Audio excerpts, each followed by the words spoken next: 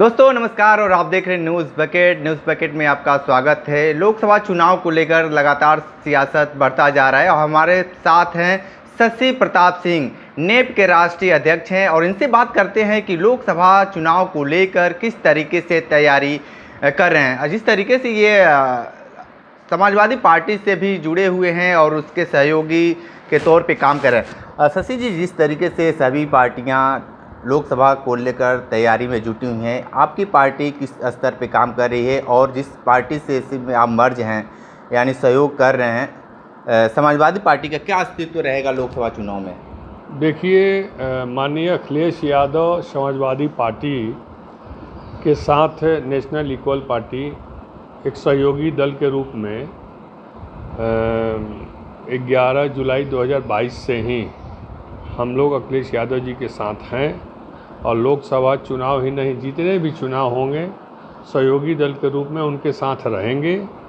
और जहां तक लोकसभा चुनाव की बात है तो आप देख रहे होंगे कि माननीय अखिलेश यादव जी अनवरत एक दिन भी लखनऊ नहीं बैठ रहे हैं। उत्तर प्रदेश के प्रत्येक जिलों से लेकर देश के कई प्रांतों तक वो दौरा कर रहे हैं और दौरा करके यह बताने का प्रयास कर रहे हैं कि जिस सरकार ने 2014 में आने के पहले हजारों हजार झूठे बोलकर जनता को गुमराह करके और दूसरी बार केंद्र में सरकार बनाई, दूसरी बार उत्तर प्रदेश में सरकार बनाई, वो सरकार का अब पोल खुल चुका है और हमारी पार्टी और हमारे पार्टी के सभी नेता माननीय अखिलेश यादव जी को विपक्ष का चेहरा, प्रधानमंत्री का चेहरा, उत्तर प्रदेश के उत्तम, सर्वोत्तम और प्रधानमंत्री के लिए पुरुषोत्तम चेहरा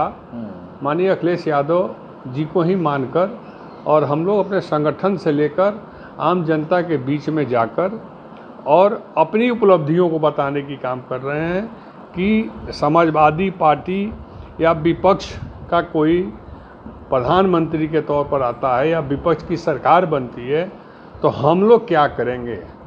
राइट टू प्रॉमिस कानून के तहत हम उतना ही वादा करेंगे जितना हम पूरा कर सकते हैं। जिस तरह भारतीय जनता पार्टी ने कहा 2014 में कि हमारी सरकार बनवाओ, प्रति साल 2 करोड़ नौकरी देंगे और किसानों की संपत्ति और आमदनी को दुगना कर देंगे, ये सारे फ्लॉप हो गए। नहीं, आप ये सब फ्लॉप की बात कर रहे हैं। दूसरी तरफ चौतरफा विकास हुआ है, राम मंदिर भी बन गए, विश्वनाथ कॉरिडोर बन गया, रिंग रोड बन गए, इस सब सारे चीज़ें दिख रही रहा है, सामने दिख रहा है, तो आप कैसे कह सकते हैं कि ये सब चीज़ें नहीं की हैं सर? विकास का पैमाना क्या होता है शायद विकास करने वाले लोगों को नहीं मालूम है। विकास का असली पैमाना होता है देश के प्रत्येक नागरिक जो हैं उनको, उनके हाथ में काम, उनके घर में रोजगार, उनके घर में नौकरी, उनके घर में प्रत्येक लोगों को शिक्षा, प्रत्येक लोगों को चिकित्सा के लिए सरकारी व्यवस्था, ये विकास का पैमाना होता है। विकास का पैमाना केवल सड़क बनाना नहीं होता। नहीं, आप एक चीज़ सुनिए, हर बैनर पोस्टर पे देखा जा रहा है सरकारी दस्तावेज से उभर के सामने आ रहे हैं, जहां जिला प्रशासन ने तमाम तरह के बैनर पोस्टर पे आप देख रहे हैं, सारी योजनाओं पे लिखवा रहे हैं, तमाम तरह की सरकारी कितनी नौकरियां दी, वो भी सब सामने आ रहा है। तो फिर आप कैसे कह पा रहे हैं कि मैं बता दूं आपको, पूरे भारत से माननीय प्रधानमंत्री जी का पोस्टर केवल पेट्रोल पंपों पर से हटा दिया जाए, पेट्रोल पंपों पर से और बैनरों से हटा दिया जाए और जितना ये लोग खर्च उसमें कर रहे हैं उतना हटा दिया है, तो मुझे लगता है कि केवल उत्तर प्रदेश में प्रति साल 10 लाख नौकरी हो जाएगी। देखिए, भारतीय जनता पार्टी शुद्ध रूप से राजनीतिक दल नहीं है, ये इवेंट पार्टी है। किसी भी कार्यक्रम को इवेंट का रूप देना हो, अगर उसको सजाने का स्वरूप बनाना हो, सुंदर बनाना हो, उसके ये लोग मास्टर हैं। ये लोग देश चलाने के मास्टर नहीं हैं, क्योंकि माननीय प्रधानमंत्री जी हो, गृह मंत्री जी हो या कोई भी मुख्यमंत्री जी हो या कोई भी नेता हो, उनको बनारस आने में या किसी ज़िले में जाने में उनके मंच का केवल आकलन आप कर लेंगे तो उनका मंच का खर्च कम से कम 50 से 1 करोड़ रुपए का आता है। उनके कार्यक्रम का 5 करोड़ से 10 करोड़ खर्च आता है। और उसके बावजूद भी ये लोग का बैनर और पोस्टर पर ही केवल ये लोग दिखाई देते हैं। आप कह रहे हैं विकास की बात कि राम मंदिर बन गया, क्या आप बताइए राम मंदिर बन गया, यही लोग कह रहे हैं ना कि जो राम को लाए हैं हम उनको लाएंगे। आपने सुना है ना? हाँ। ये बताइए कि क्या राम को ये लोग लाए हैं कि राम हम लोगों को ले आए हैं? आप मंदिर की बात की लो, ये तो अपमानजनक बात हो गई ना कि जो राम को लाए हैं हम उनको लाएंगे। राम हमारे आराध्य हैं और राम ने ही सबको लाए। राम की धरती है कि भारत राम की धरती है, तो राम की धरती पे हमको राम ने लाया, भगवान राम ने लाया है। और ये लोग कहते हैं कि उसी मंच पर जो प्रधानमंत्री, गृह मंत्री, मुख्यमंत्री जाते हैं उनके आने के पहले तक यही बचता है कि जो राम को लाए हम उनको लाएंगे। क्या अयोध्या में राम जी नहीं थे? योगी जी और मोदी जी के आने के बाद राम जी वहाँ स्थापित हुए हैं या वहाँ रहे हैं, उनका जन्म हुआ है? नहीं ना हुआ है। तो विकास का पैमाना देखना होगा। आज रोजगार की जितनी आवश्यकता है उसकी ज़रूरत पूरा करने की ज़रूरत है। सड़क तो जैसे था उससे बहुत दिक्कत नहीं था, सड़क अच्छा हो गया है, ये अच्छी बात है, लेकिन सड़क के साथ साथ पेट भी अच्छा होना चाहिए, परिवार भी अच्छा होना चाहिए, राजनीतिक मोड़ एक नया आ चुका है कि ओम प्रकाश राजभर बीजेपी के दामन थाम लिए हैं, बीजेपी के दामन में यानी बीजेपी के पास चले गए हैं खेमा में। अब क्या प्रतिक्रिया होगी आपकी? देखिए, मेरी कोई प्रतिक्रिया नहीं है। मैं सिर्फ इतना ही कहना चाहता हूँ कि जो व्यक्ति 2019 से लेकर 2022 तक यह कहता रहा कि देश का नंबर 1 झूठा मोदी, नंबर 2 झूठा अमित शाह, नंबर 3 झूठा योगी, आप लोग भी सुने हैं ना कई बार कि नहीं सुने हैं? आज यह साबित हो गया कि इन तीनों से सबसे बड़ा झूठा है ओम प्रकाश राजभर, जो पानी पी पी कर, जिसको कहा जाता है, कहावत है कि पानी पी पी कर किसी को कोसना, अमर्यादित भाषा से नवाजना, रतनपुर, मऊ जिले के रतनपुर के गांव में मंच से बीजेपी वालों को जूता मारो या गाली शब्द निकालना जो मैं नहीं बोल सकता हूं, इस तरह की भाषा का प्रयोग करना और कहना कि राजनीति में ऐसे होता है, तो ऐसे राजनीति को मैं थूकता हूं। और मैं जिसको थूक दिया फिर वहाँ दोबारा चाटने नहीं जाऊंगा, मर जाऊंगा, मिट जाऊंगा, ख़त्म हो जाऊंगा, मेरी राजनीतिक हत्या हो जाएगी, फिर भी मैं जहाँ एक बार थूक दिया वहाँ दोबारा मैं चाटने नहीं जाऊंगा।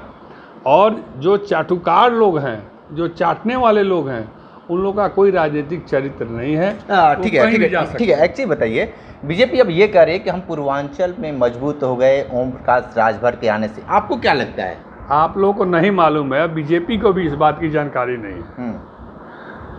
आज से बीजेपी का पूर्वांचल में ग्राफ गिरने लगा। यस, क्योंकि ओम प्रकाश राजभर जी ने 2019 से लेकर 22 तक जितना बीजेपी वालों का अपमान किया है, शायद राजनीति में 75 साल की आज़ादी में कोई दल दूसरे दल के कार्यकर्ताओं का अपमान नहीं किया होगा।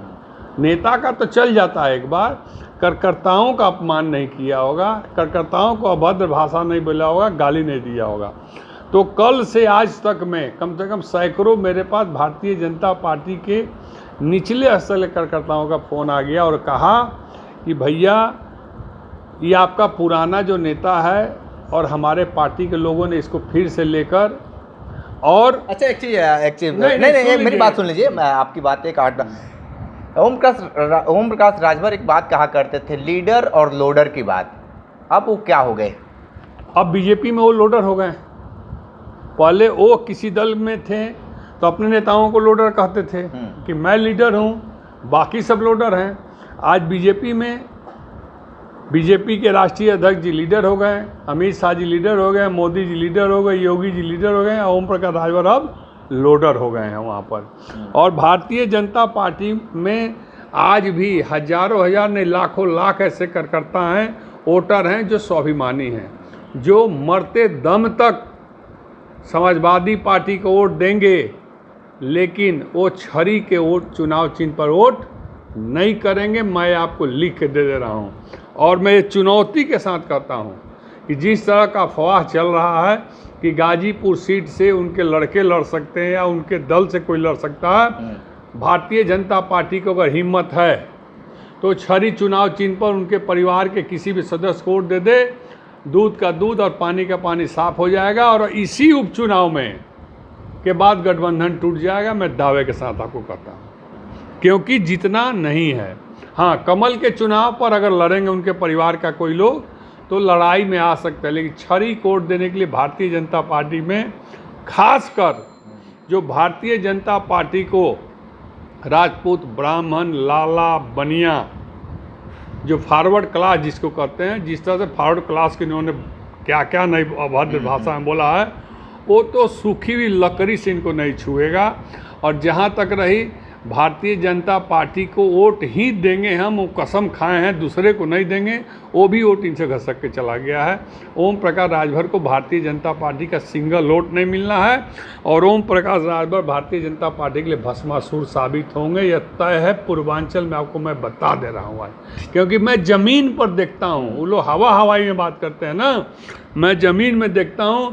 कोई भी राजपूत, ब्राह्मण, लाला, भुइयार, बनिया वोट इनको नहीं करेगा, नहीं करेगा, नहीं करेगा। दावे के साथ कहता हूं, जिसने कहा है कि बाबा भोलेनाथ के सावन के महीने में, और सावन का महीना भी है, जो कांवड़ यात्रा करते हैं और जो जल ढारते हैं वो गंजेरी भंगेरी हैं, और बीजेपी इन लोगों को गंजेरी भंजेरी बनाने का ट्रेनिंग देती है। जिन्होंने कहा है कि मैं राम को नहीं मानता हूँ, ऐसे लोगों को कौन ऐसा सनातन धर्म का व्यक्ति है जो वोट देने जाएगा उसका अंगुली नहीं कांपेगा।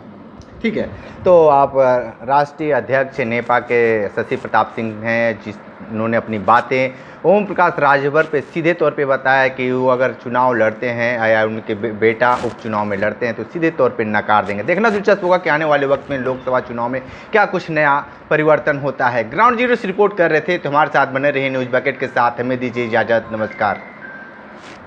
पेश है न्यूज बकेट हिंदी मासिक पत्रिका। पढ़ें इस महीने की पूरी खबर विस्तार से हमारे न्यूज बकेट की मैगजीन में। हमारी ई मैगजीन को मुफ्त में पढ़ने के लिए अभी लॉगिन करें www.newsbucket.in पर। इसके अलावा रोज की ताज़ा खबरों के लिए हमारे YouTube चैनल को तुरंत सब्सक्राइब करें।